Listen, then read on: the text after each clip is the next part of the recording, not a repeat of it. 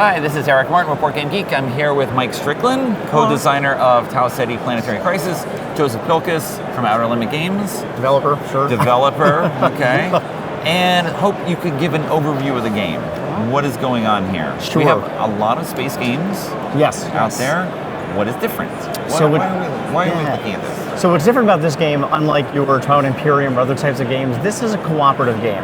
Okay. A subliminal signal has been sent from afar, and all of these races, which are all asymmetrical, have converged on this one area of space called the Ceti system. Okay, and it's a 1 to 5 player to game. 1 to 5 player game. So you mentioned different races. So. Yes. Okay. So when they converged, they've worked in harmony for the last millennium, and they've done fantastic work in terms of trade and politics.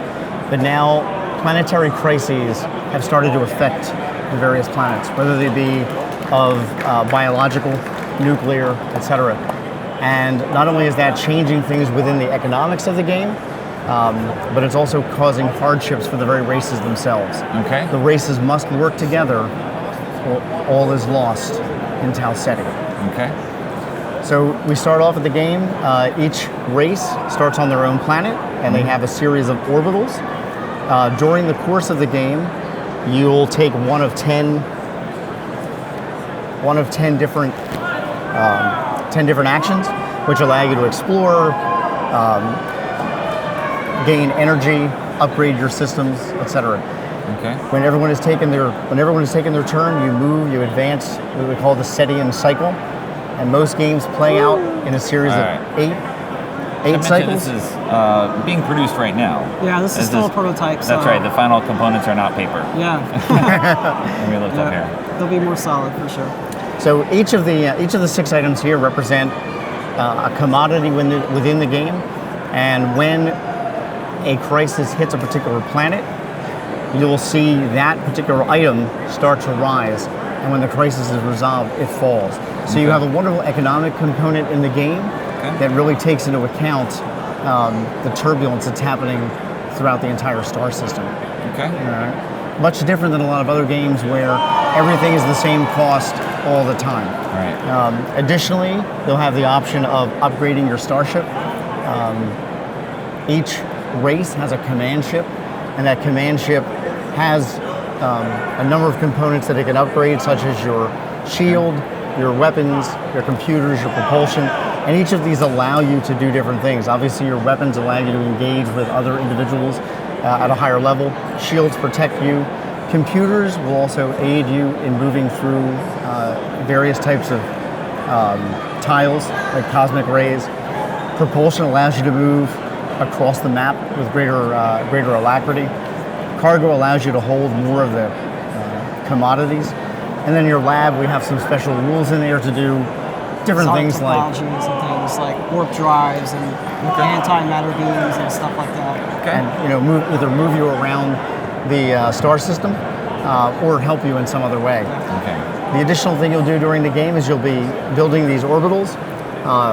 You would move your starship into an area, reveal an exploration. You see this one. This has a chemical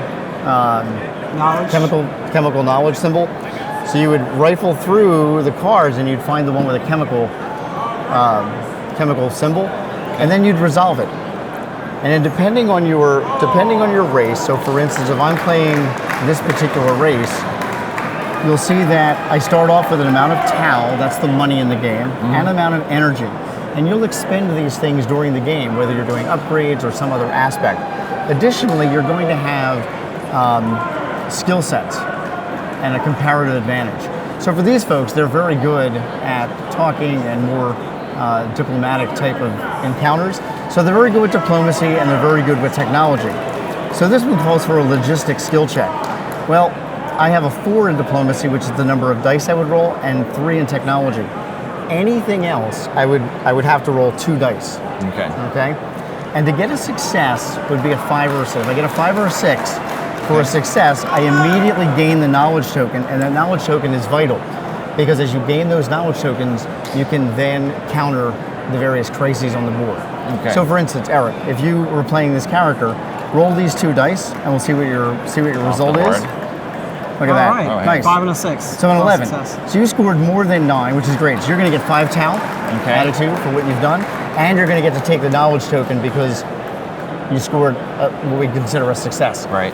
Later on in the game, if you have a particular specialist that allows you to counter. Specialist right here. If you, so right. for instance, We'll if you lay had out this some. guy. Okay. So if this was in your hand, you would say, this is great. I've got a chemist, and I have this knowledge token. You see that the two symbols match. They can immediately resolve. So sorry. You can immediately resolve a crisis. That not only garners you points, but that's also going to help in terms of stabilizing the economy. Yeah. Brings the levels back down here. Okay. The other cards as well. So we got crisis specialist cards. We have interplanetary mission cards. One of the actions in the game. If you just want to earn money, if you're getting low on money, you can take an interplanetary mission. Okay. Some of these again involve skill checks. Some involve pick up and deliver. So depending on your cargo hold capacity and how many sectors you're traveling, you're going to earn more money. So it's always different no matter which interplanetary mission you take. Some of the other actions you can recruit. So that's how you're going to get your specialist, which are going to essentially be your crew members and kind of help you and give you extra abilities and strengths along the way. Of course, we have buying and selling. Commodities are on different planets. Demand changes every setting cycle. So depending on the demand, you want to buy low when the commodities are cheap and sell high. So that's always changing again according to this Ceti exchange. Okay. So Obviously, the most important set of cards are the crises themselves. Okay. So as you can see, at the beginning of every cycle, we're going to reveal one of these cards in what we call the Enlightenment Phase. So if you look at that, so if this was the one that's activated, we'd have a cosmic crisis affecting one of the planets. Okay. And that's why the various races are now banding together. Okay. and various types of crisis affect various types of resources. 5 out of 6 times. So one time it'll affect a different type of resource. So you may be planning and thinking, oh, well, I'm going to play this crisis card, I'm going to affect industry. But that one time it may affect something else. So you don't know, but there's a statistic in there that so you can kind of form strategies based on that a little bit. Okay. And we were pleased that even during the development of the game, we took feedback from the folks on Kickstarter. People love objectives that are secret to themselves. So we had developed these objective cards. So during the course of the game, so for instance, if I provide 2 of each commodity to the Ceti Authority, that's 3 points. But that's something you keep to yourself. Okay. Because at the end of the day, while all the races are banding together, someone, hopefully, will be named the next leader of the Ceti Authority, and it's the one who has garnered the most galactic points. Okay. So there's definitely efforts for preventing crises. That's right. That's right. Right. So while there's definitely a competitive nature, the strong cooperative part of it does come out in terms of banding together to keep Ceti alive. And what do you plan to do? A certain number of crises, or what's the end condition here? Sure. So we've got a couple of end conditions. Obviously, if we reach the end of the game, if all of the planets have not yet suffered a crisis, they're safe, and we would then elect the next leader. Okay. The game can end early if there was a crisis on every single planet. Okay. Okay, which is not good.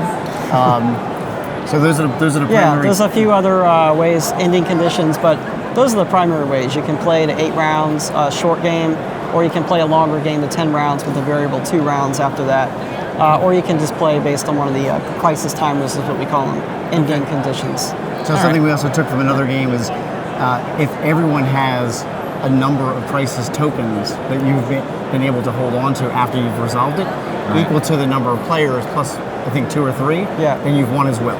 Because you've managed to put out, and if everyone has managed to put out all their orbitals. Exactly. Because they also serve as kind of a protection array around Ceti. Okay. And you built that up enough. You've built it enough. You've now anything else. Yes. You've now prevented enough crises. Okay. Anything else to mention? That covers I think we I think pretty that much covers covered that most covers of it, the yeah. overarching. All right. Thanks very much for the overview of Tau Ceti Planetary Crisis. Again, Thank you. Joseph. Thank you very Thank you much. so Eric. much. Yep. All right.